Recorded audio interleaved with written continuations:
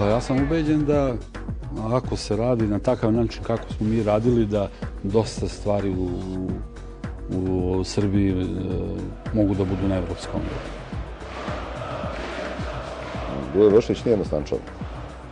Nije ni malo jednostavan čovjek. Nisam ni ja baš nešto previše jednostavan. Ali mislim da sam mnogo jednostavnije od ovoga. Samo jedna stvar je gora od pobjede, a to je poraz. Pobjeda treba i nju izdržati.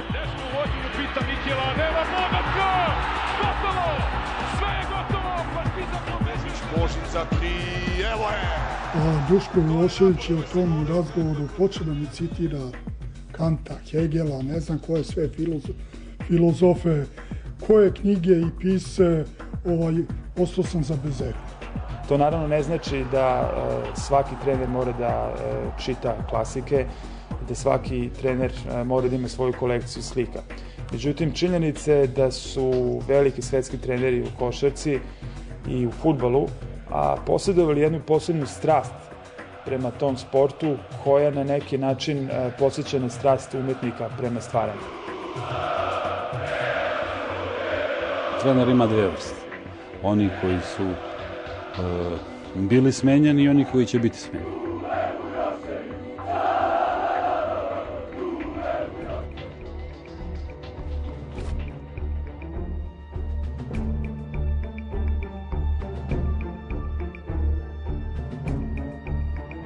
Immanuel Kant je postao jedan od najvećih filozofa u istoriji, a da nikad nije izašao iz svog rodnog grada Königsberga. Svoju kritiku čistog uma Duško Vujošević je napisao trenirajući Partizan. Njegova košarkaška filozofija sasvim je specifična. Zbog nje je postao obožavan. Navijači su ga poredili sa svemogućim Chuckom Norrisom, dok su neki drugi govorili da je trener iz prošlih vremena i da može da uspe samo u Partizanu i Beogradu, njegovom Königsbergu. Ili kako bi to on radije rekao, Kaljingradu. U porodici se navijalo za Partizan, odnosno otac je navijao za Partizan i to je normalno preneo na mene. Tako da je otac uradio dve velike stvari za familiju. Doveo u Beograd, koji je opet puno veća prilika za sve i svakoga, a i taj izbor Partizana je onako potpuno pravilan. Ono što je na Dušanovcu početkom 50-ih u vreme Ljube šampiona bio boks.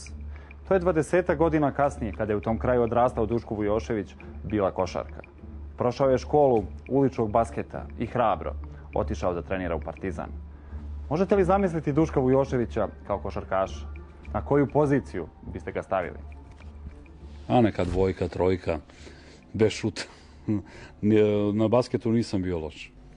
Ali kažem, nije to bilo sigurno na nekom nivou koji se traži za vrhunsku košarku.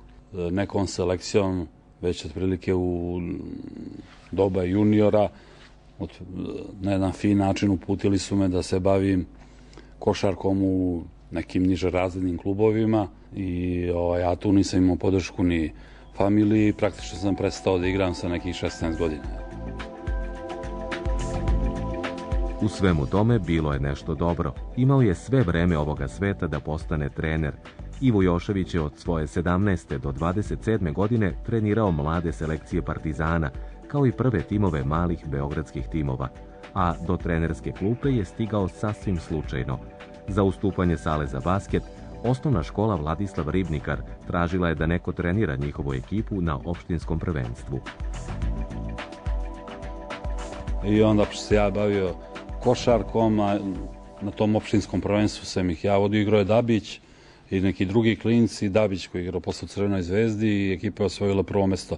Ja sam nekoliko igrača iz te ekipe poslao na probu u Partizan i onda su ti moji treneri pitali pa otkud ti u tome u poziciji da nas šalješ te klince. Ja sam objasnio kako je došlo do toga, da li bi ti počeo da radiš ovde nama nešto da pomažeš. Ja sam onako vrlo rado to prihvatio i počeo sam kao pomoćni trener pionira u Partizanu da se bavim trenerskim poslom. Ja sam početkom 80. godina radio u sportu, u košarkaškoj rubrici.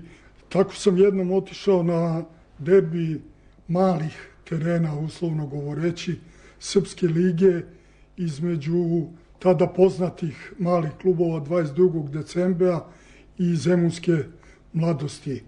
I utakmica je bila veoma bujna. Bilo je tu bacanja stolica, svađa sa sudijama, svega i svačega. Zemunsku mladost vodio je jedan, rekao bih, punačak trener, veoma temperamentan, u to vreme imao tek 22 ili 23 godine. I posle toga sam saznao da je taj zanimljiv tip sa klupe Zemunske mladosti da se zove Duško Vujošević. Partizan je te 1986. imao možda i najtalentovaniji beli tim na planeti. I za trenera takvog tima izabran je dečko od 27 godina koji nikada profesionalno nije igrao košarku. Ko je tako nešto mogao da uradi? To je bio Kićanovićev izbor. Kaže mi da kad je pitao ove starije trenere i ljude od autoriteta za nekoliko imena, svi su mu rekli samo njega nemoj da uzmeš. I da je to bilo onako kod njega presudno zbog čega u stvari želeo da ja dođem. I ja to mogu da tumačim jedino nosu, odnosno kako se kaže špurijusu Dragana Kićanovića. Sigurno imao neko 7. 8. čulo da prepozna šta se krije u jednom dotle potpuno anonimnom treneru. Individualne stvari dolaze od normalnog čoveka koji će da preseče, glavnog čoveka koji će da preseče i kaže ja ću Dušku Vujoševiću da dam tim u ruke sa 26 ili 7 godina. Ili Željko Obradoviću, sad ne znam neko. Veoma hrabro, ali dobro, Dragan Kićanović je kao igrač bio veoma hrabar. Tako da, i kao direktor kluba je vrhunski bio. Trener ima dve vrste. Oni koji su bili smenjeni i oni koji će biti smenjeni. Kad su odlučili da smene Lučića, uprava kluba je pokušala ono što ja znam sigurno da, na primjer, dovede Đurovića. Verovatno je bilo i nekih drugih kontakta sa nekim drugim ljudima koje ja ne znam.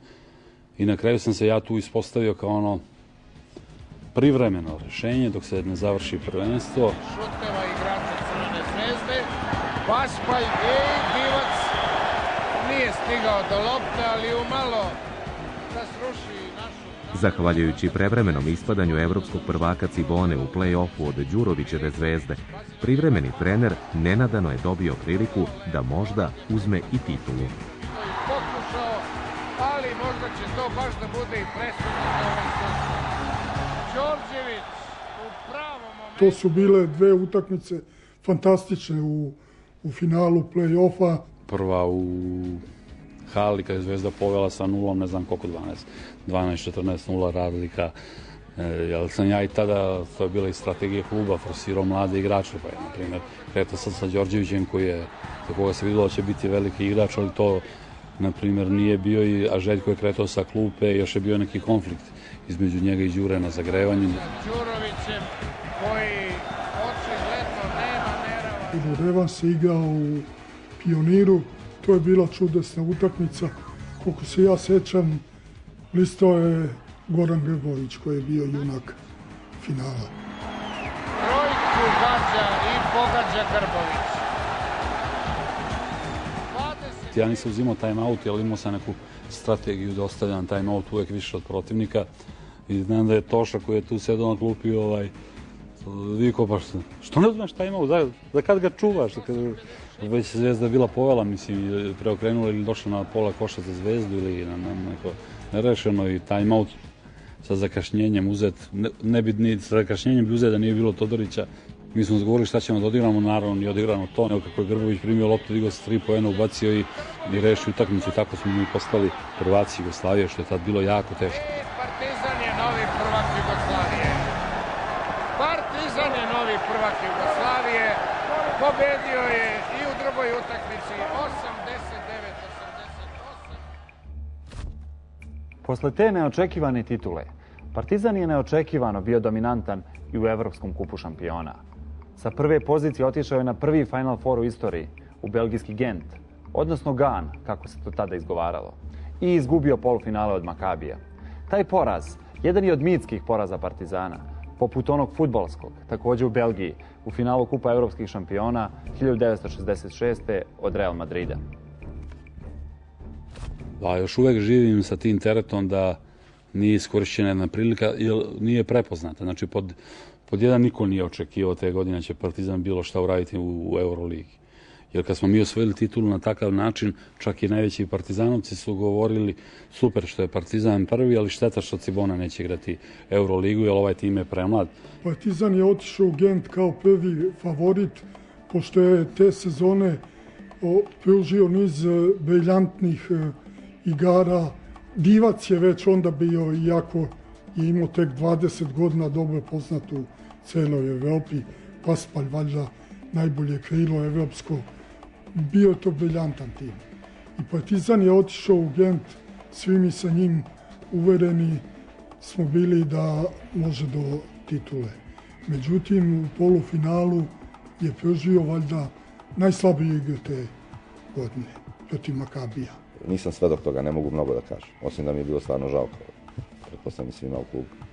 Ali iz razgovora sa dosta ljudi koji su i sa Kićom posle i sa Duletom, s tim, hvala im iskustvo, to je sigurno.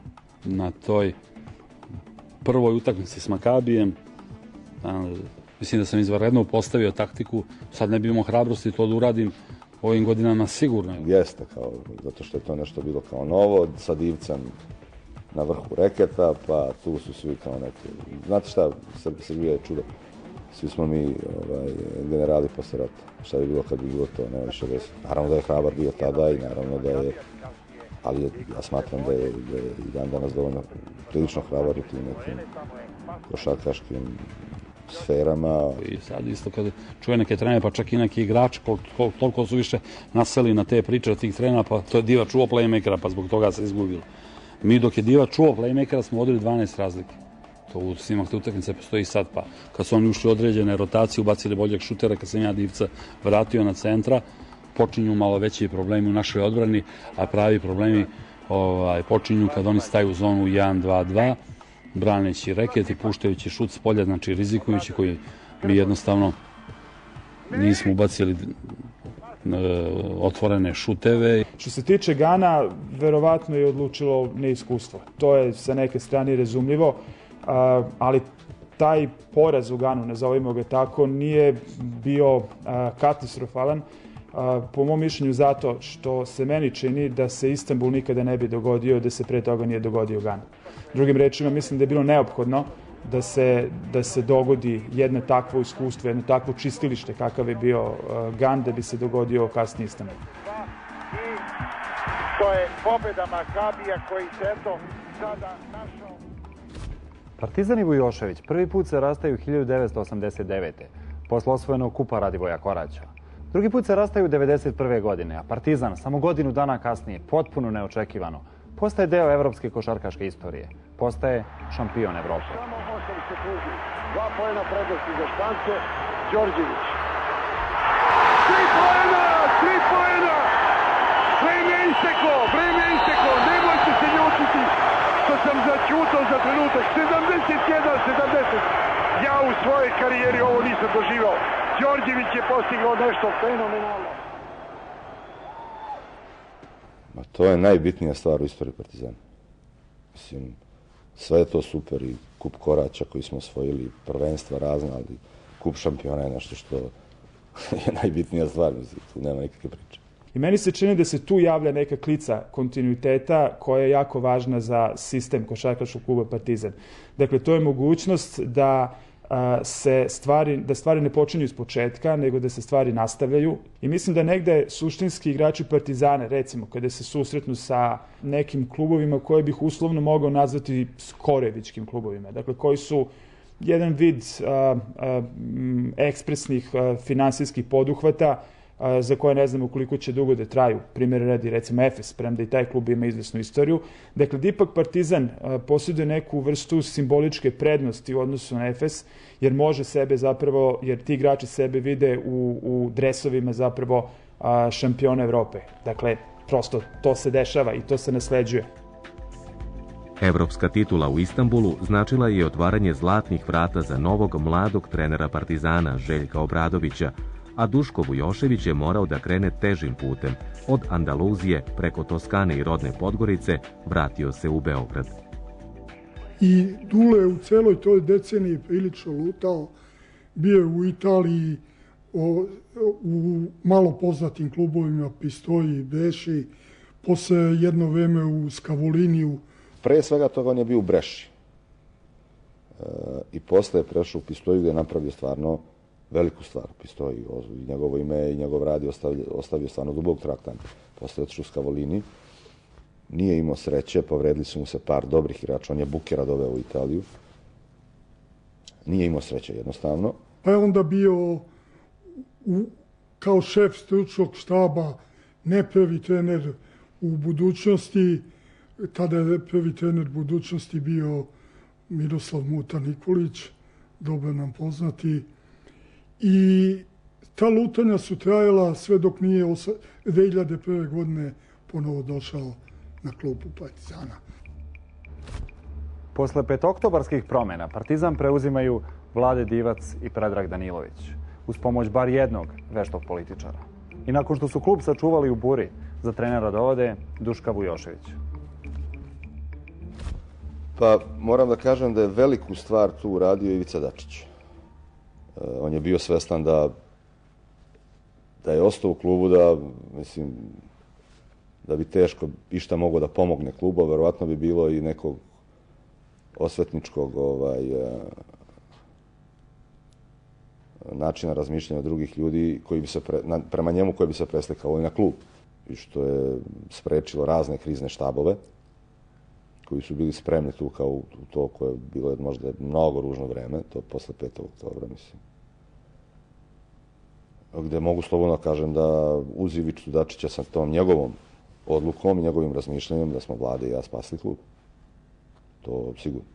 Partizan je i pre 2000. godine bio uspešan klub, to pokazuju njegove titule kako u domaćim prvenstvima, tako i u Evropi, ali čini mi se da je tek od 2000. godine počelo da se konstituiše nešto što se može nazvati sistem košarkaškog kluba Partizan.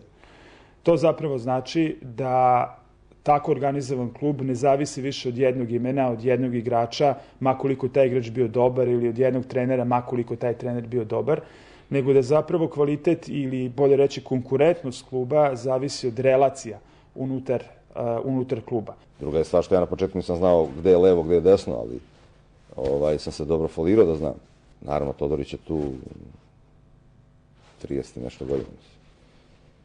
I dao sam Duletu Vujoševiću ovlašćenja do jedne granice, on to zna. Ali su ta ovlašćenja sigurno bila velika, što smatram i dan danas najnormalnija stvar. I mislim da bez toga, između ostalog, da i bez toga Partizan ne bi napravio velike rezultate. Pošto je Partizan nekoliko godina pre toga stalno menjao trenere, nije mogao da nađe pogodnu ličnost. Danilović je ocenio da je za stvaranje jednog potpuno novog Partizana Duško Vujošević najpogodnija ličnost. Zašto Vujošević? Zato što je po meni on tad bio najbolji trener, mislim. S obzirom da ni Obradović nije mogao da dođe, da je Obradović bio zauzet, da je Ivković bio zauzet, mislim. A i Pat Riley imao preča posla. A i Pat Riley imao preča posla, naravno, kao i Messina i svi ovi drugi koji su me trenirali, ali šalu na stranu, mislim da Vujošević bio ta jedna kockica koja je falila da ja zaokružim tu neku viziju koju sam ja imao. Ta Danilovićeva vizija, taj mozaik, sklapao se polako. Prvo su postali lideri u zemlji, pa u regionu, a onda su polako postajali sve uspešniji i u Evropi.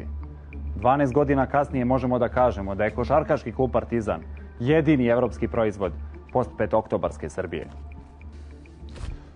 Pa ja sam ubeđen da ako se radi na takav način kako smo mi radili, da dosta stvari u Srbiji mogu da budu na evropskom nivou.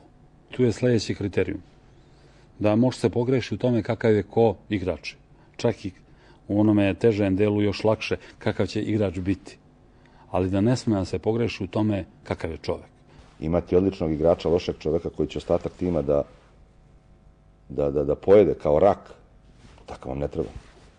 I meni se u tom smislu čini da je Partizan zapravo jedan od retkih, možda čak i jedini tim u Evropi koji funkcioniše poput porodice, koja uslovno rečeno ima 3 člana, igrače, upravu i navijače.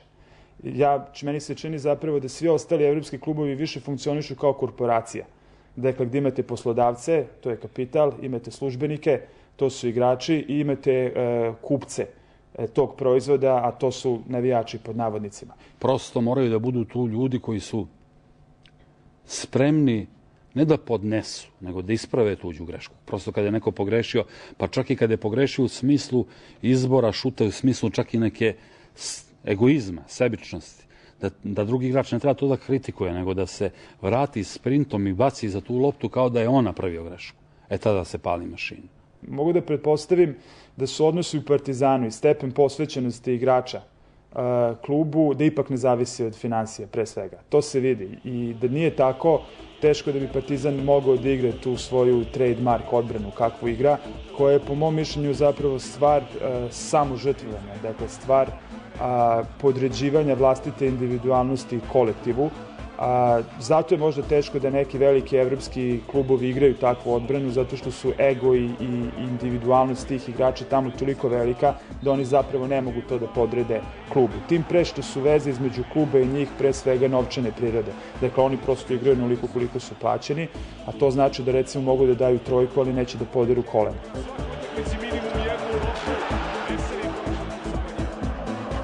Pa se dešavalo, na primjer, da je Peković tokom sezone prodao i potpisao za Panathinaikos. I pare su već dobijene tokom sezone. A on je igrao i izbacio taj Panathinaikos iz Euroligi za Partizan. Pa on zapravo jeste antiglobalistički klub, jer kada pogledate da ovaj košarkaški klub Partizan ima budžet od primjera radi 20-30 miliona evra, on bi sigurno osvojio još neku evropsku titulu. I sigurno da je tačno donekle sve to, međutim, znate šta, ja bih voleo da ne budem antiprotivan svemu tome, voleo bih da i nas malo uhvati taj globalizam za malo većim budžetom. Ni ova varijanta, ma kako to paradoksalno zvučalo, nije loša, jer to je ono što daje jednu posebnu specifičnost Partizana. Zato što on zapravo pokazuje da najbogatiji ne pobeđuju uvijek. Odnosno, on vam je jedna vrsta eha, jedna vrsta, ako tako mogu da kažem, repriza, one biblijske priče o Davidu i Golijetu. I meni se čini da je to nešto što je zapravo potrebno ne samo ljudima u Srbiji, nego ja bih rekao i navijačima u Evropi. Partizan pobeđuje 67-66. Hvala je Barcelona.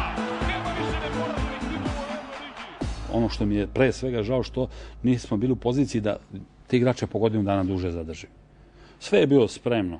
Posle Krstića tu je došao, znači već je bio Ostojić, pa je došao Krstić, pa posle Krstića je bio Perović, pa je u pozadini bio Peković, kad je otišao Perovića, pa je posle ovoga Pekovića bio Marić i tako dalje, ali da su svi oni ostali po godinu dana duže. Ma iste bi pari veće uzeli, iste bi i veće karijere bili, a mislim da bi Partizan možda onda bio u prilici da i osvoji sadašnji kup šampiona, Euroligu, što je u ovim novčanim vremenima jedno sasvim drugo takmičenje. Kada se jedan košarkaški klub zove Efes, mi naravno znamo da je to pivara, pa onda znamo da uspesi Efesa u Turskoj ligi ili u Evropi na izvestan način sugerišu moć kompanije koja stoji iza tog kluba. To je jedan od razloga zašto Partizan praktično ne raspolaže sa tom vrstom moći, njegov budžet je mali, on ne može da angažuje velike evropske košarkaške zvezde, ali može nešto drugo da izreze, što te korporacije ne mogu da izreze, a to je zapravo jedno osjećanje vidljivosti. Dakle, kroz Partizan Beograd postaje vidljiv, postaje vidljiva na kraju krajeva i ova država, i to na jedan najbolji mogući način. Dakle, ona se prikazuje u najboljem mogućem svetlu i zbog toga meni se čini da i navijači u Pioniru znaju da oni na neki način učestvuju u toj utakmici. Dakle, da to nije samo puka zabava, nego to je jedna vrsta borbe za vidljivost. Borbe da se prosto prikažete da ste vidljivi u Evropi i da prosto zaslužujete pažnju kao ravnopravan partner, a ne kao recimo baza za jeftinu radnu snagu.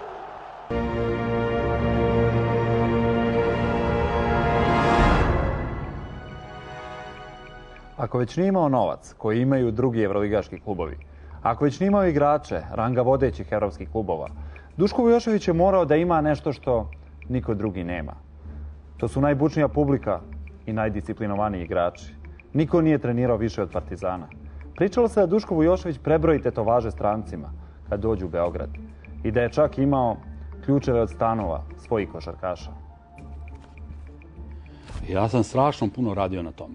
Smatrao sam da naporan trening, odnosno naporan rad, proizvodi i kvalitet i proizvodi karakter. Da ljudi koji naporno rade nisu spremni lako da se predaju. Tražio sam da svi imaju visoki ciljevi, ali da to nisu bolesne ambicije, da te visoke ciljeve prati adekvatna volja, da se uloži napor i da se odlože neka sitna i druga zadovoljstva. Znači, čak sam i govorio da je to neka vrsta štednje, to odlaganje tih zadovoljstava koje se s kamatom posle vraća.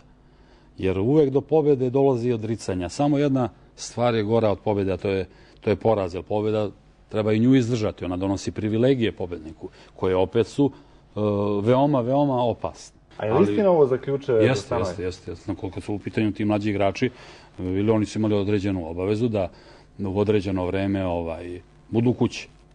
I to je značilo da ja ili pomoćni trener ili neko drugi iz stručnog štaba može u to vreme da dođe i da iskontroliše da li su kući. Oni su normalno imali Ste vi kad išli? Kako da nisam? Nisam prečesto, ali jes. Pošto su to ljudi koji su dovedeni u drugi grad, u Beograd, koji ima svoje opasnosti.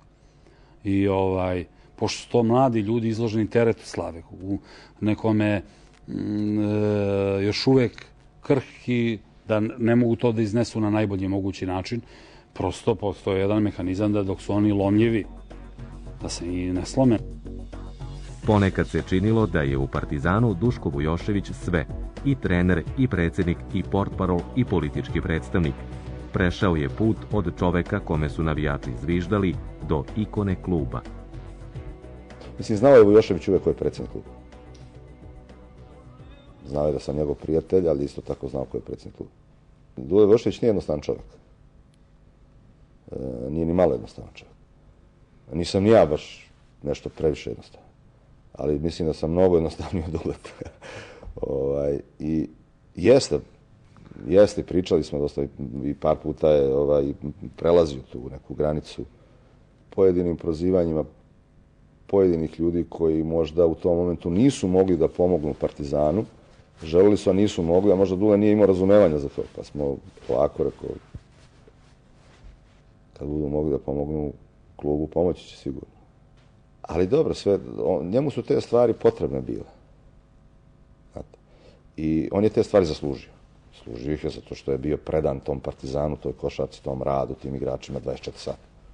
Vujošević neosporno jeste veliki trener i on ima tu auru i tu simboličku auru koja ga čini na izvestan način posebnim. Kako je do toga uspeo da dođe? Pa očigledno je magična reč zapravo to sazrevanje. Dakle, on, koliko se ja sećam, krajem prošloga veka tu auru još uvijek nije imao, ali se nekako dogodilo da, kažem, zajedno sa njegovim sazrevanjem sazreve jedan tim i onda se to nekako stopilo i nekakav amalgam. Ako sećate, on je, sigurno sećate toga, nije imao baš dobar odnos sa navijačima na početku. Nije imao nikakav odnos. A na kraju su mu pričali one viceve o njemu kao o Chucku Norrisu. Naravno. Pa, nije bio baš, Dule je teo da izgura neku svoju priču, navijači neku svoju, ali nekako smo to sredili sredilo se najviše zahvaljujući posle rezultati. Pa i odnosom koji su navijači prepoznali kakav odnos imaju prema tom klubu i šta se sve radi da bi se uništio taj klub Partizan, šta se sve radilo da bi se sveo na neku krpu taj klub. I znali su protiv čega se borimo i koliko novca imamo i koliko drugi novca imaju i kako rade i koliko nam je stalo.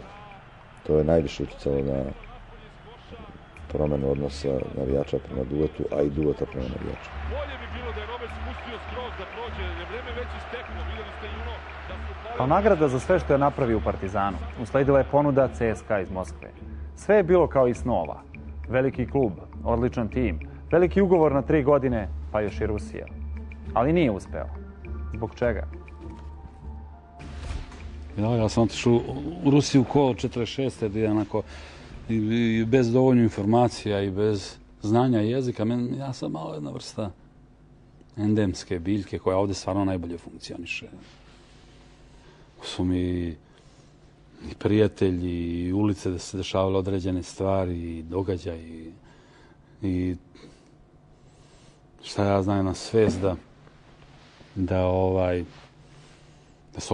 da se ovde govori jezikom koji ja pričam, da mogu sofisticirano da izrazim i da shvatim šta drugi pričaju i da izrazim ono neko svoje osjećanje i šta znam, tu mi je i neki način života, prijatelji, to pozorište, kolekcije, slika, sve to na neki način vezuje. Na neki pomalo i nezdrav način, znate. Sigurno sam sebi uskratio mnoge stvari zbog toga što ovo smatram vrednim, ali ima oni koji više vole, na primjer, novac, posebno ja nekim mojim prijateljima kad su rekli prilike pa koliko to košta, toliko para, pa dobro, ako ti više voliš, na primjer, 30.000 evra, pa ti okačio u zid gore što stihnu novčanica, pa gledaj i uživaju u tome, svako ima neku svoju ljubav. Ali ja sam u Rusiju otišao sam iz dva razloga. Prosto mislio sam da je u Partizanu taj Final Four i oni porazi sa pola koša u borbi za treće mesto, a pre toga u puno značajniju u borbi za finale, osvajanje Jadranske lige, domaćeg prvenstva i domaćeg kupa, maksimalno što može se napraviti u ovim uslovima. Da vam kažem, plašio sam se i da ne pokvarim to. S druge strane, daleko sam bio od toga da se materijalno obezbedio. Pogotovo u odnosu na neke moje navike i način života. I CSKA je bio i jeste velika ekipa.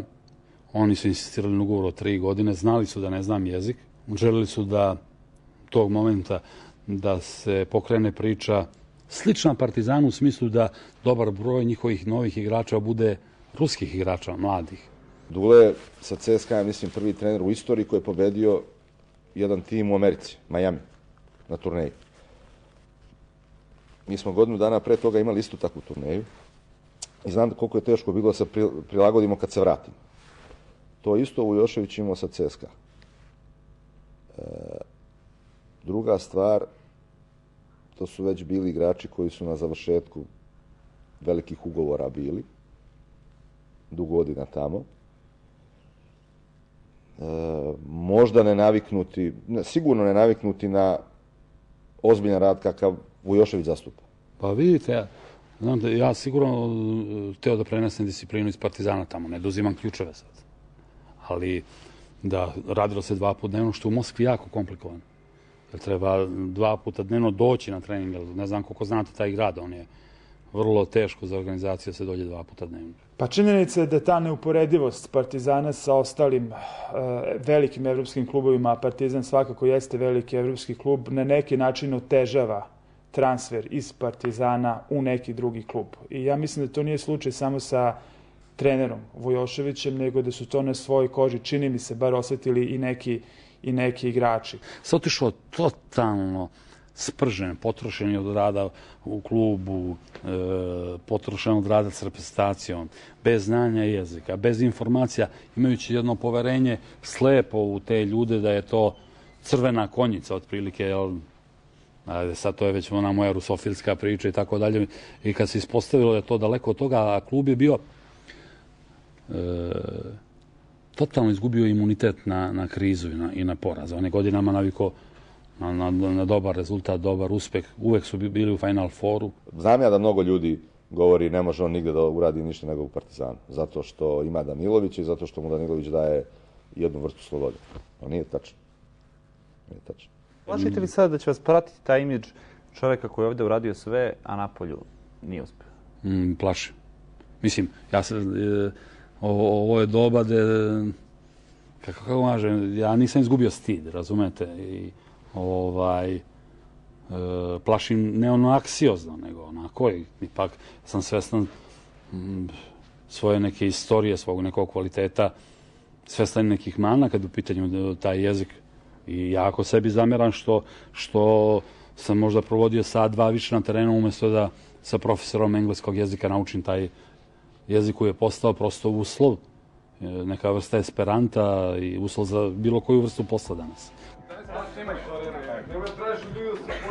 Duško Vujošević je bio prvi selektor reprezentacije Srbije i Crne Gore, a potom je postao i prvi selektor nezavisne Crne Gore. Odlične rezultate pravio je sa najmlađom evropskom državom, a cinici bi rekli da je njegov najveći uspeh što je najbolji evropski centar Nikola Peković, iako prosrpski orijentisan, zaigrao za reprezentaciju Crne Gore. Pa nije baš tako. Ja mislim, Nikola mene voli, ja njega volim. Ne čujemo se uopšte. Imam dosta nekih zamjerki za pojedine stvari kako ih on radi u životu, a jako ga volim. Konkretno kad je bila ta situacija, ja sam insistirao onog momenta kad je on odlučio da igra za Crnu Goru u dogovoru sa familijom, da razmisli dobro. Jer Crna Gora je trebala da prođe dug put kvalifikacija, a Srbija je već nastupala odmah na evropskom prvenstvu. Nisam bio taj koji je kreirao tu odluku. Inače, jeste, on je prosrpski orijentisan, ali očigledno to nije odlučivalo u ovoj stvari. A da sam to uradio, ja bih rekao bez ikakvog nekoga stida, ali ja ne manipulišem sa igračima, znate. Mislim, i zato imam određeni uticaj što, kad su takve stvari, oni znaju da ja, ako savjetujem, ne savjetujem zbog svog ličnog interesa, nego ono što mislim da je njihovo. A koga ćete navijati kad budu igli Srbije i Crna Gora uskoro u košarci? Za koga ću da navijam? Pa mislim, ne pitate to pitanje previše često. Pa ja i jedne i druge doživljavam kao svoje i tu navijam za onu ekipu da ima više mojih igrača. Ne može ga pogodimo ni troznakom.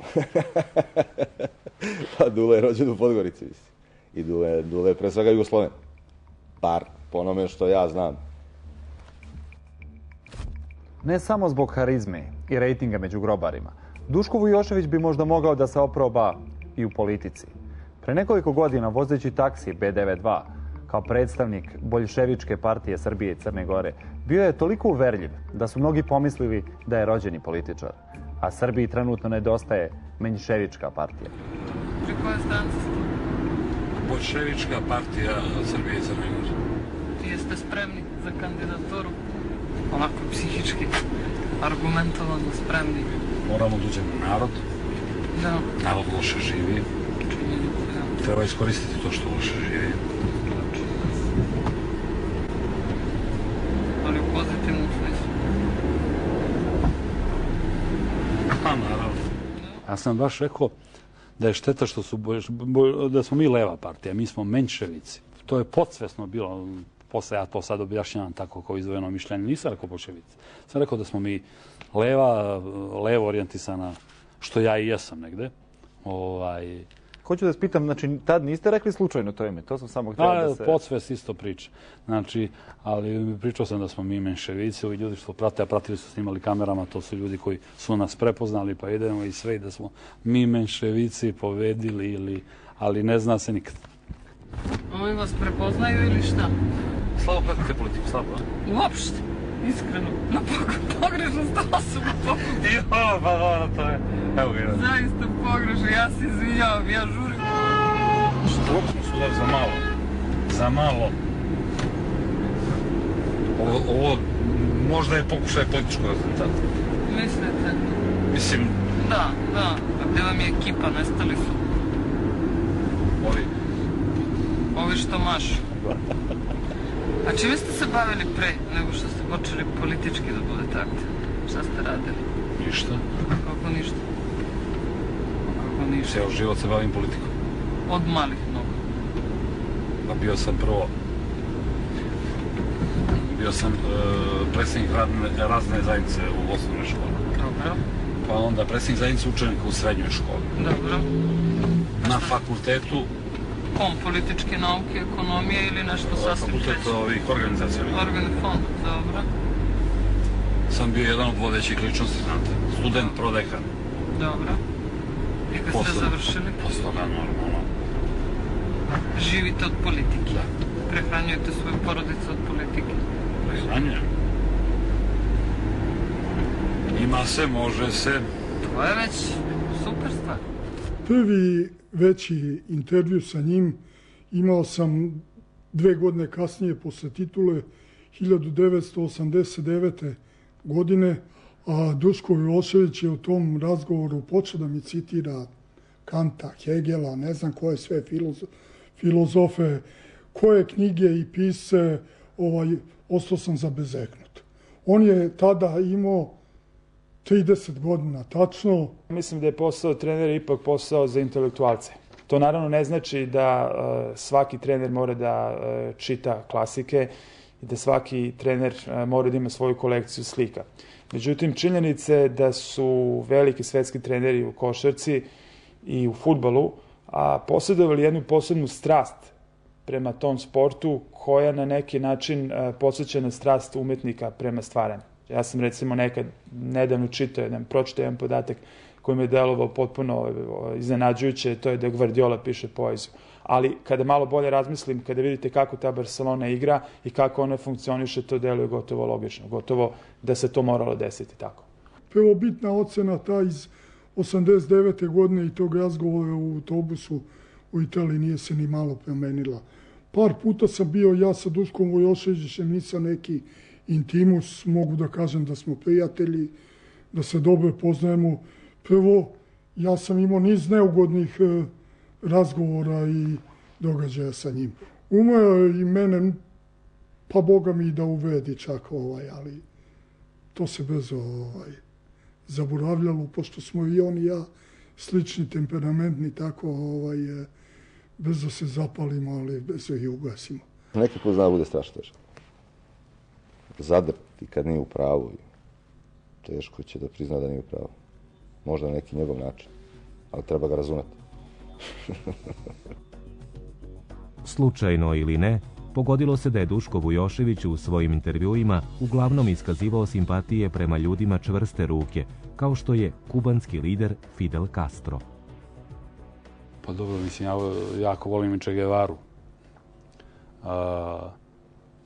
Za Castro to sam pričao, ali ono kad se razboleo bio, pa su onda globalistički okrenut svet i štampa koja je u tome nekome duhu pod tim vlasništvom je zlurado iščekivala njegovu smrt i onda sam ja u nekom intervju, odnosno paralelno su pitali mene i trenera Crvene zvezde, pa ko je za vas događaj godine, ja sam rekao trener Crvene zvezde Šakota je rekao bio što je Srbija konačno postala samostalna, dobila svoju himnu i grb, valjda, zastavu. Ja sam rekao da je za mene događaj godine što je Castro pobedio tu tešku bolest i što je živ.